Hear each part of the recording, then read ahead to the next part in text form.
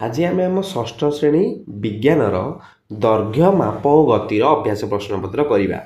ताहले एक नंबर पिला आमको स्तंभ एक आउ स्तंभ दुई दुईटा देती तेरे केतटा एकक दि जाए आम माने किलो दूरता को कौन मापिबा है मोटे की कौन मापिबा ताहा आम देखा। ताहले देख पिला माने कटक और राउरकेला मध्य दूरता आम मापिबा किलोमीटर, एक मुद्रार मोटे मापिबा मिलीमीटर रे, एक रबर लंब मापिबा सेंटीमीटर रे, आउ स्कूल पड़ियार लंब मापिबा मीटर रे। 2 नंबर प्रश्न पिलाने आमको देइछि निम्नलिखित उक्ति गुडी को पढ़ एवं प्रत्येकटी पाई ठीक किंबा भूल चिन्हित कर।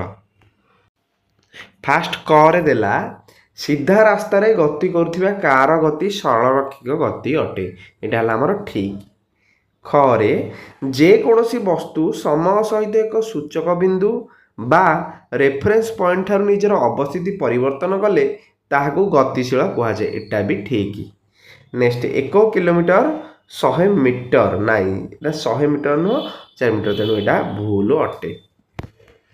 नेक्स्ट देछि 3 नंबर निम्नलिखित मध्यरु केउंटी दैर्घ्य मापिबार एक मानक एकक नुहे। ताले पिलाने आम मिलीमीटर सेंटीमीटर किलोमीटर मापुचे किंतु चाखंड आमर दैर्घ्य मापियार एक मानक एकक नुहे। 4 नंबर देछि तुम घरु और विद्यालय विभिन्न स्केल किंबा मापफिता संग्रह कर, प्रत्येक स्केल रे माप कराइथिया सर्वनिम्न मूल्य को चिन्हट कर, तुमर पर्यवेक्षण गुड़िक एक सारणी रे लेखि रख। ताहले देख पिला माने हैला आमे कौन विभिन्न प्रकार स्केल रे मापफिता एपर लिखिया मापकर सर्वनिम्न मूल्यांक। तुम ये लिखिपर 15 सेंटीमीटर स्केल 1 मिलीमीटर है, नरम फिता 1 इंच, तापर लंब फिता 1 इंच, यटा को मापिकी तुम लिख जस्ट आटा कि ना। 5 नंबर प्रश्न पिला माने मन कर तुमर स्कूल एवं घर मध्य दूरता 1.5 किलोमीटर, यह मीटर रे प्रकाश कर। पिला माने आमे जानिचे 1 किलोमीटर होची हमर 1000 मीटर, ताहले 1.5 किलोमीटर हबो 1.5 इंटू 1000 माने 1500 मीटर हबो। 6 नंबर पिला ने हमकु देइछि एक ग्लास किंबा एक बोतल नियो, ग्लास किंबा बोतलर गोलेर वक्र अंश रे दैर्घ्य माप कर एवं याकू लेखि रख। एटा तमे निजे मापिबो हैला। ग्लास किंबा बोतल गोलेर वक्र अंश रे दैर्घ्य मापिया पई एक नमनीय फिता आवश्यक, सूतार माप को मीटर भितर पकाई माप करी खातार तुम लिख ना निजे लिख, समस्त अलग अलग बाहर। 7 नंबर देछि तुमर बंधु उच्चता माप कर, यह क मीटर रे ख रे सेंटीमीटर रे ग रे मिलीमीटर रे प्रकाश कर। पिला माने एही मीटर स्केल रे ताले मन कर एही स्केल रे तुम सांगर उच्चता 1.4 मीटर हैला, बुझिला। ताले मीटर स्केल रे हमर 1.4 मीटर, सेमिति अन्य एकक जदि सेंटीमीटर पकाउछ आम जानी 1 मीटर केते सेंटीमीटर 100 सेंटीमीटर, ताले 1.4 मीटर 140 सेंटीमीटर, सेमिति एटा है 1400 मिलीमीटर। 8 नंबर प्रश्न पिला माने तुमको केतेक मुद्रा दिया जाइछि, एक खातार कौनसी पार्श्वर संपूर्ण दैर्घ्य को मापिया पई कौनसी व्यवधान न रखी गोटिए पर गोटिए मुद्रा लंब भाव में सजाई रख। खातार दैर्घ्य केते हेबो अनुमान कर। 15 सेंटीमीटर स्केल व्यवहार करी खातार से पार्श्व को और मुद्रार आकार को मापी तुम अनुमान को जांच कर। बुझेला तो ताहले आम 15 सेंटीमीटर जदि स्केल व्यवहार करिबा, प्रथमे मुद्रार व्यास और खातार दैर्घ्य मापी करी लेखिबा। खातार दैर्घ्य को मुद्रार व्यास सहित भाग करी आवश्यक मुद्रा संख्या स्थिर करिबा। नेक्स्ट जदि मन कर खातार दैर्घ्य होची 18 सेंटीमीटर, मुद्रार व्यास होची 2 सेंटीमीटर मन कर, ताहले मुद्रा संख्या केते 18/2 हैला 9। बुझिला तो। नेक्स्ट जदि वर्तमान खातार दैर्घ्य सहित लंब भाव में मुद्रा गुड़िक सजाई रखी मापिले खातार दैर्घ्य केते हबो 18 सेंटीमीटर हबो।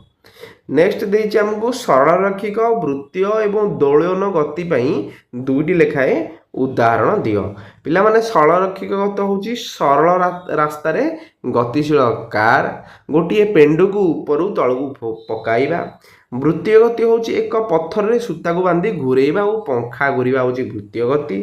दोलन गति होची सिलाई मेसिन रे छुंचीर गति आउ पेंडुलम रो गति। नेक्स्ट हमको 10 नंबर देछि तुम आखपाखरे थिबा विभिन्न वस्तु को निरीक्षण कर, କିଛି ବସ୍ତୁର ଦୈର୍ଘ୍ୟ ମିଲିମିଟରରେ, କିଛି ସେଣ୍ଟିମିଟରରେ ଏବଂ କିଛି ମିଟରରେ ପ୍ରକାଶ କରିବା ସହଜ।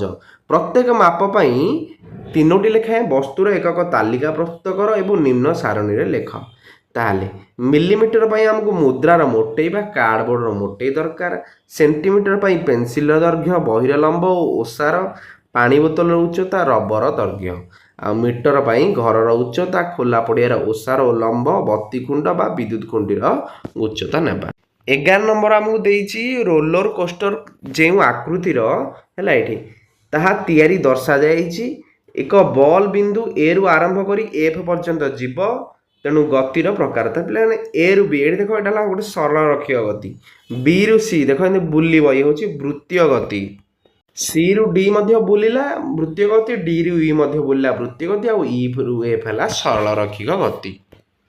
12 ନମ୍ବର ପ୍ରଶ୍ନ, ତସ୍ନିମ ନିଜେ ଏକ ମିଟର ସ୍କେଲ ତିଆରି କରିବାକୁ ଚାହୁଁଛି। ସେଥିପାଇଁ ନିମ୍ନଲିଖିତ ସାମଗ୍ରୀ ପ୍ଲାଇଉଡ୍, କାଗଜ, କପଡ଼ା, ରବର ଏବଂ ଇସ୍ପାତକୁ ନେଇଛି। ଏଗୁଡ଼ିକ ମଧ୍ୟରୁ ସେ କେଉଁଟି ବ୍ୟବହାର କରିବା ଉଚିତ ନୁହେଁ ଏବଂ କାହିଁକି? ପିଲାମାନେ ତସ୍ନିମ ନେଇଥିବା ସାମଗ୍ରୀ ମଧ୍ୟରୁ ଟଣା ଯାଇପାରୁଥିବା ରବରକୁ ବ୍ୟବହାର କରିପାରିବ ନାହିଁ, କାରଣ ଏହି ରବରକୁ ଟାଣିବା ବେଳେ ଏହାର ଦୈର୍ଘ୍ୟ ପରିବର୍ତ୍ତନ ଘଟିଥାଏ, ତେଣୁ ଏହାର ସଠିକ୍ ମାପ ମିଳିପାରିବ ନାହିଁ। 13 ନମ୍ବର ପ୍ରଶ୍ନ ପିଲାମାନେ, ତୁମ ସାଙ୍ଗମାନଙ୍କ ସହିତ ଖେଳିବା ପାଇଁ ଦୈର୍ଘ୍ୟର ଏକ ରୂପାନ୍ତରଣ ଆଧାରିତ ଏକ କାର୍ଡ଼ ଖେଳ ପ୍ରସ୍ତୁତ କର। ପିଲାମାନେ ବିଭିନ୍ନ ଲମ୍ବର କାର୍ଡ଼ ପ୍ରସ୍ତୁତ କର। ପ୍ରତ୍ୟେକ କାର୍ଡ଼ ଲମ୍ବକୁ ଗୋଟିଏ ଗୋଟିଏ ଏକକରେ ପ୍ରକାଶ କର, ଯଥା ମିଲିମିଟର, ସେଣ୍ଟିମିଟର, ମିଟର, କିଲୋମିଟର ଇତ୍ୟାଦି।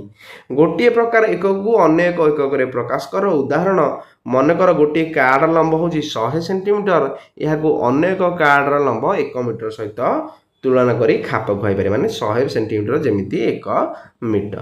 ବୁଝିଲା ତ? ବିଷୟଟି ସମ୍ପୂର୍ଣ୍ଣ ସରିଲା। ଭିଡ଼ିଓ ଭଲ ଲାଗିଥିଲେ ଲାଇକ୍ କରିଦେବ, ସାଙ୍ଗମାନଙ୍କ ପାଖକୁ ସେୟାର କରିଦେବ ଏବଂ ଚ୍ୟାନେଲକୁ ନୂଆ ଆସିଥିଲେ ସବସ୍କ୍ରାଇବ୍ କରିଦେବ ଏଇଭଳି ନୂଆ ଭିଡ଼ିଓ ପାଇଁ।